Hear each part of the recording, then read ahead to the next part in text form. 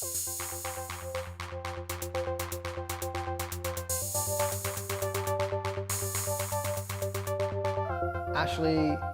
thank you so much for everything you're sharing with us in the Learning Zone today.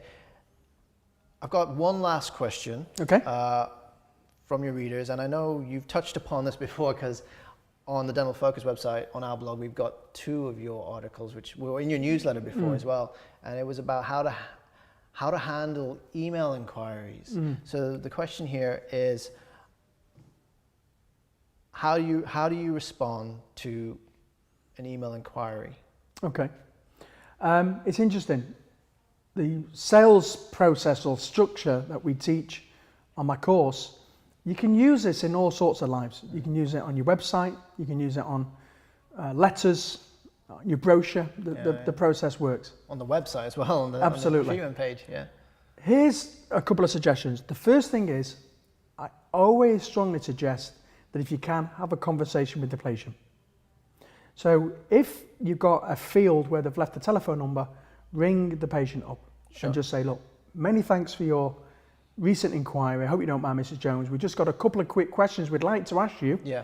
Is it convenient to speak? Yeah.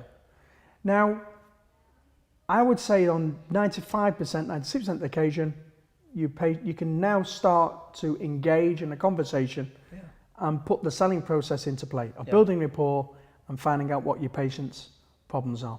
And I don't think anything would be a good conversation. Yeah. So that's the first thing. So if a patient sent you an email, and so 9 a.m.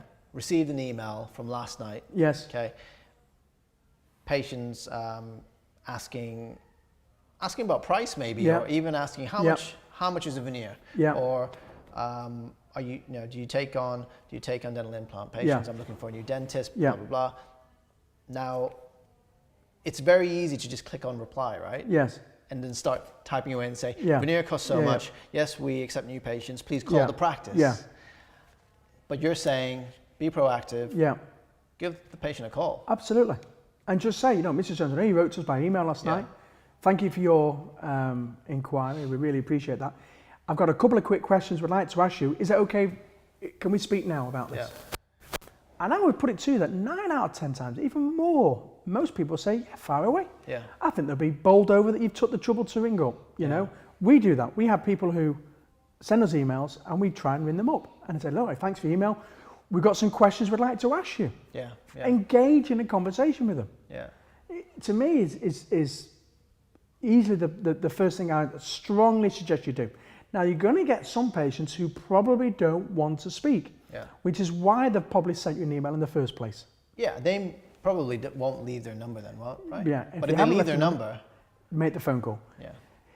There is a rule of thumb of saying you field when they fill in the inquiry that they must leave the telephone number. Yeah, I strongly because if they leave it, they've got to fill it in. Yeah. Some people like that, some people don't. I'm for let them leave the telephone number. Yeah. Make it mandatory. Yeah.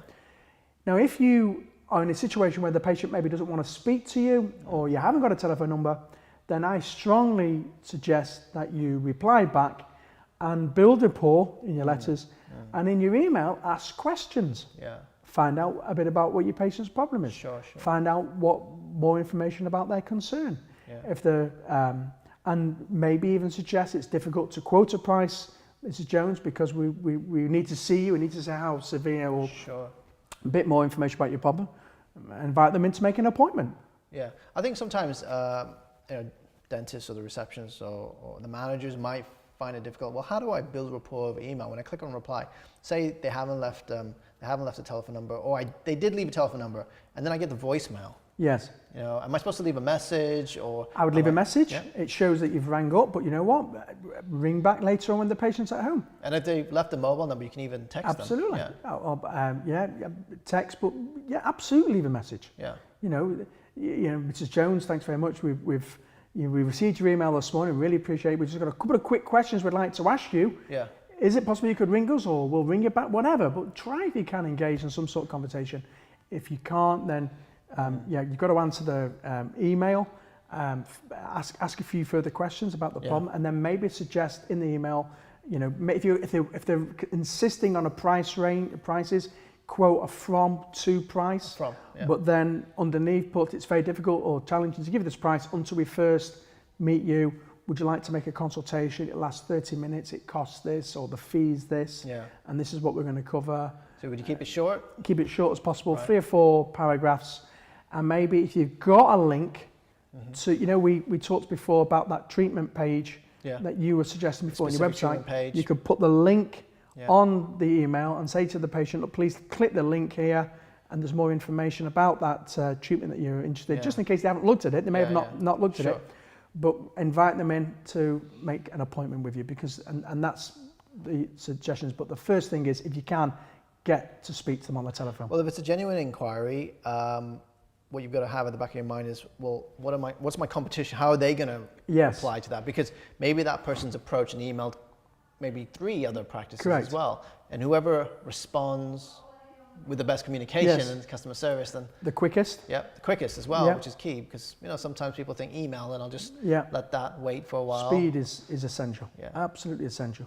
But if you can make the phone call, you instantly stand out. Yeah. Well, Ashley, thank you for the learning zone. Great, thank you.